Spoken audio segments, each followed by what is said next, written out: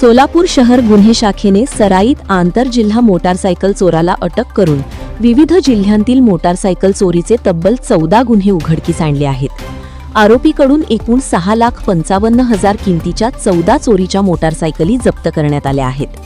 ही कारवाई पोलीस आयुक्त एम राजकुमार यांच्या मार्गदर्शनाखाली करण्यात आली। फौजदार चावडी पोलीस ठाण्यात दाखल मोटारसायकल चोरीच्या गुन्ह्याचा तपास करताना सीसीटीव्ही फुटेजचे तांत्रिक विश्लेषण आणि गुप्त माहितीच्या आधारे शहर गुन्हे शाखेचे सहाय्यक पोलीस निरीक्षक शैलेश खेडकर व त्यांच्या पथकाने मार्केट यार्ड परिसरातून सत्यवान रामहरी भोसले वय 32 राहणार पडसाळी तालुका उत्तर सोलापूर याला ताब्यात घेतले।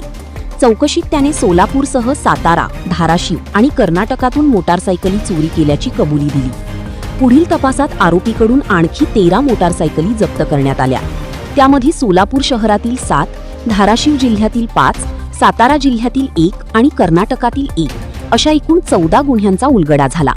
या उल्लेखनीय कामगिरीबद्दल शहर गुन्हे शाखेचे वरिष्ठ पोलीस निरीक्षक अरविंद माने, सहाय्यक पोलीस निरीक्षक शैलेश खेडकर आणि त्यांच्या तपास पथकाचे वरिष्ठ अधिकाऱ्यांनी कौतुक केले।